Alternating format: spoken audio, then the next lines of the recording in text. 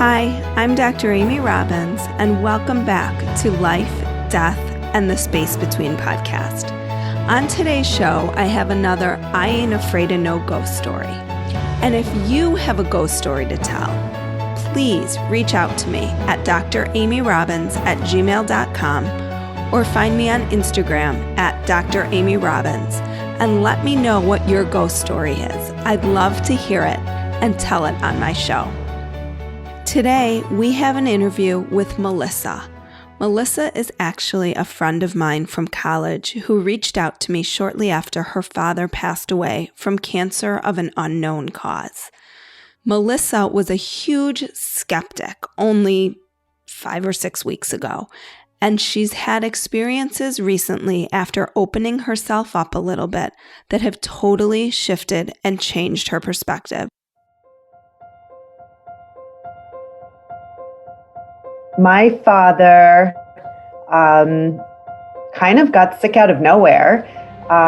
He was perfectly healthy, 68-year-old man, and out of nowhere was diagnosed with cancer. And the doctors were never able to figure out what it was. So that was what was always what was extra difficult about it, because by the time they found it, it was very far gone and they didn't know what it was. So they were never really able to treat him well because they didn't know what they were treating, which is apparently very uncommon in the world of cancer. You can usually, whether or not you can treat it, you can usually at least find the source and find where it originated from. And they were never able to find that for my father. Melissa's father showed some symptoms, but nothing alarming. He started to get pain in his hip when he started walking. And walking became difficult for him. Not all the time, but walking, some back pain here and there. You know, nothing crazy, but he had suffered with pain for some time. But anyhow, he had this pain in his hip. At the same time, he had his yearly checkup and had some funky blood tests. And within a month, he had full-blown cancer. He went from being totally healthy in, let's call it May 2016, to looking like a very, very sick man by June, July of that same year. And died February 2017. So it was a very short and intense illness. Melissa had never really given much thought to what happens to our loved ones when they pass away.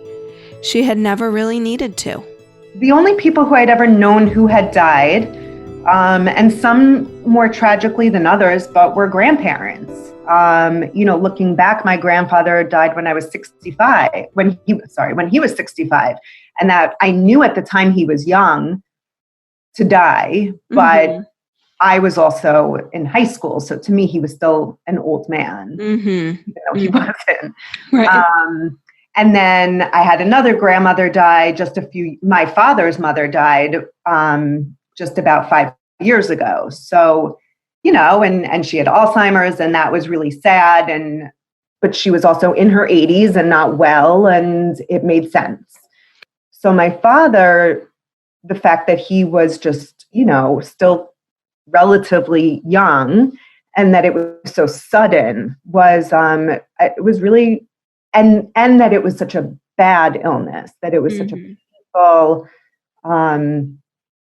it just stripped him of everything he was. So yeah, it was terrible to watch. And it was so confusing because nobody was able to give us an answer. And we frankly stopped looking for one because we had all these, top renowned doctors telling us sometimes people are cancer of unknown primary. And sometimes that happens. But, with all the medical advances and technology, that doesn't happen often anymore.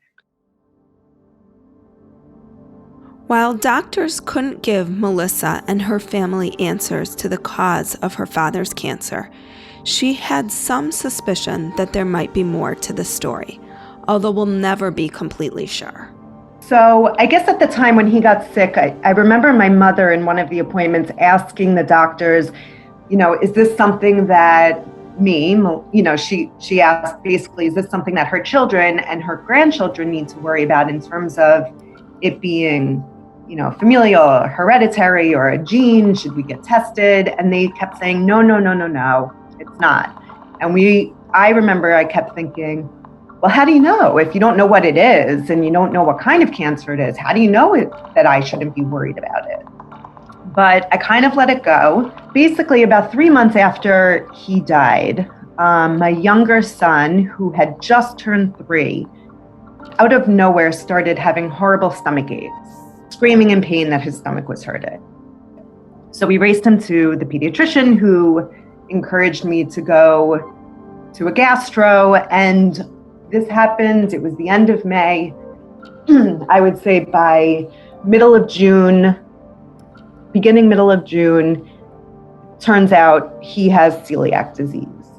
Diagnosed with celiac disease, didn't have any of the classic symptoms other than in those, week or two leading up to his endoscopy and the blood tests, having really bad stomach pain.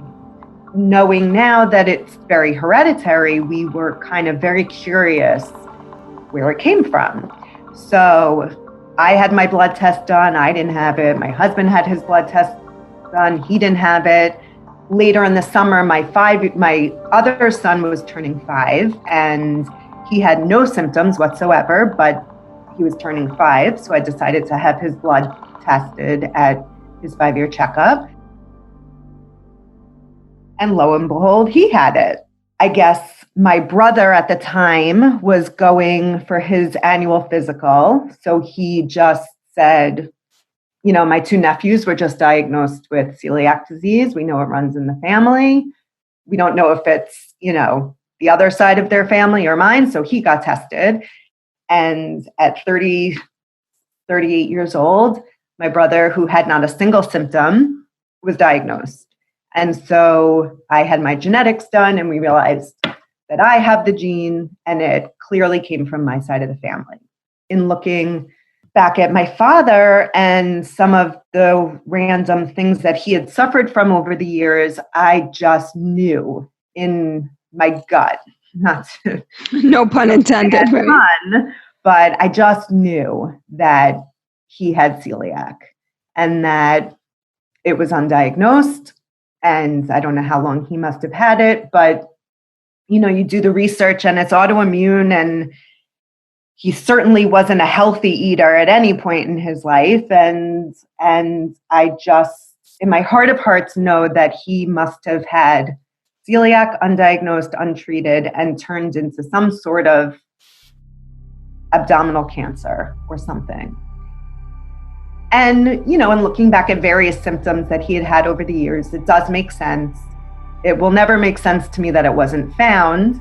And of course, I'll never fully be able to prove that that's what it was. Melissa, who was not a spiritual person, started wondering if perhaps her father was helping her from the other side. When this was all happening, and when, my children were being diagnosed and my brother was diagnosed, I started to really believe, and not really believe, I should say, I started to say things to people like, I think my father is out there making sure we find this.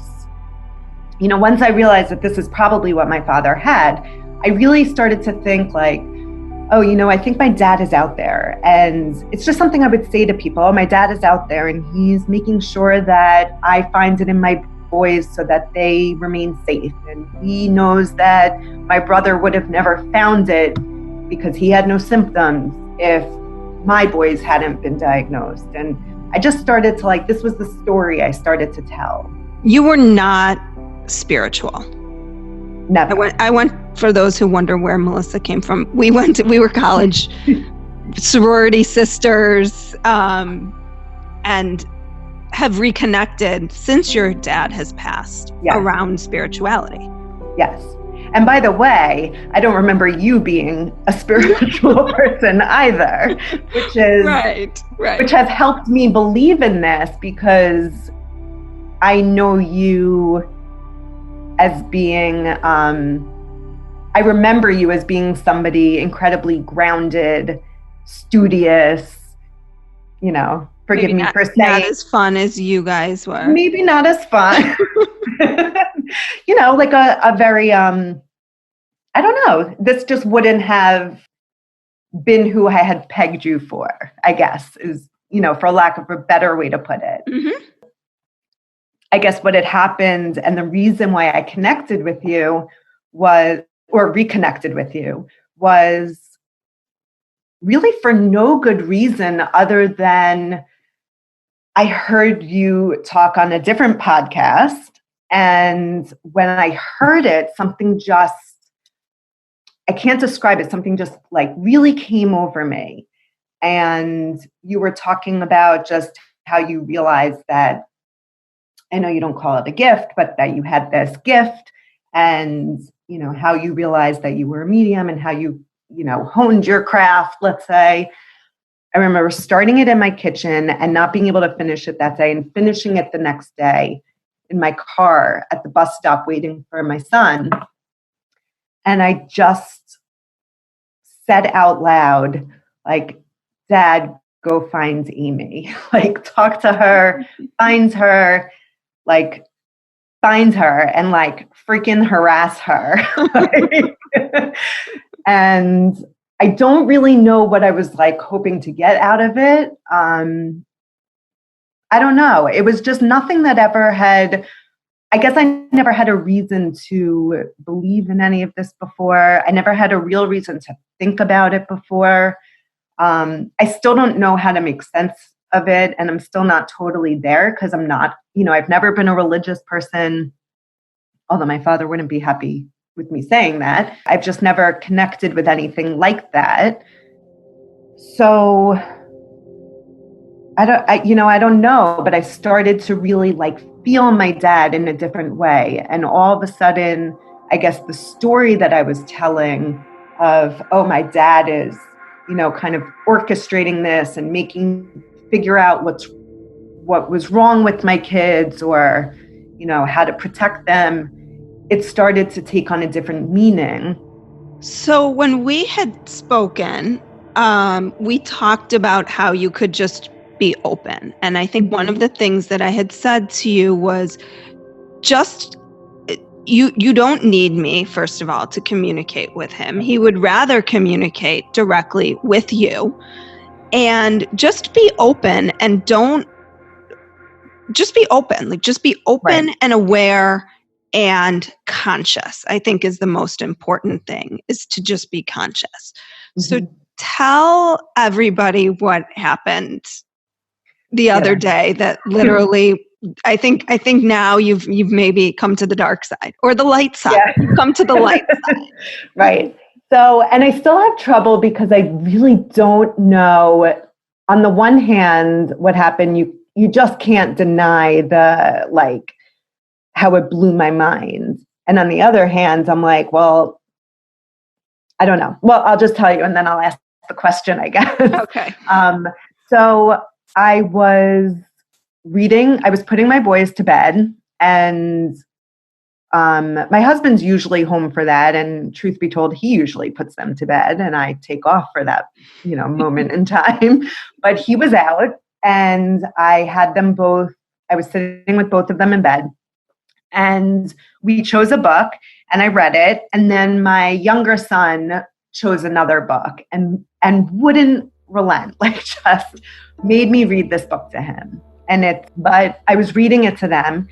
And on one page, as I'm reading it to them, it's about top secret formula for making robo sauce or something ridiculous like that. And a sentence stuck out to me, because now that my children are gluten-free and I've become gluten-free, and this is like a whole world that I never thought I'd be in, because I never cared about being gluten-free before. This sentence says 12 volts, this is the ingredient, 12 volts of gluten-free Cucamonga flakes. this is how ridiculous this book is. Like nothing makes sense. And I read it and it shot out at me because I'm very in tune to seeing the phrase gluten-free. So I remember as I was reading it, I was like, oh guys, look, it says gluten-free. And as I continued to read the sentence, I saw it said gluten-free Cucamonga flakes. And now I will never know why, but Cucamonga is a nickname that I think my father made up for himself, being silly one day for my kids, and more so for it started with my nephew, my brother's son, and then my kids started calling him that. And they would call him Crazy Cucamonga. So here I am reading this, and it says gluten-free Cucamonga flakes. And then I look down at the illustration on the book, and there's a box of Cucamonga flakes, and it says gluten-free, and it says Mike and Dave's Cucamonga flake. Now, I don't know who Mike is, but Dave was my father's name. I didn't know what to do with it. It was just too much. And now, so I guess what I was referring to before with still not knowing how to make sense of this is that, like, it's clearly a sign. I'm not gonna, how can you deny that?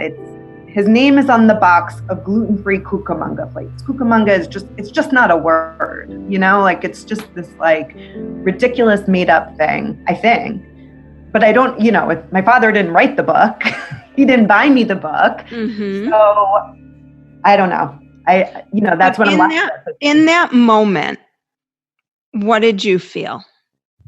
In that moment, I felt, I was shaking. I felt like, wow. I immediately took a picture of it. I mean, I took like 6 pictures of it. I almost couldn't believe it. And I think I sent it to you. I sent it to my husband. I sent it to my mother and my brother. Like, I was like, someone's got to see this. Like, I'm not, like, this is crazy. Mm-hmm. And, it was, and you had just started talking about that day. You posted about your I Ain't Afraid of No Ghost Stories. And mm-hmm. earlier in that day, I had already texted you. Right. And you put this on your thing, but I was looking through your Insta stories and I was, saw your Insta story about I Ain't Afraid of No Ghosts. And then I scrolled to the next Insta story and it was John Mayer in my face wearing a Ghostbusters t-shirt with the logo from Ghostbusters, I Ain't Afraid of No Ghosts. And I texted you being like, wow. And then it was later that night that I saw this. People who are wanting to connect. And what I kept saying to you was like, just, don't rush it. Like, don't force it. Right. Don't try to make things that seem maybe possibly could be, but might not be work.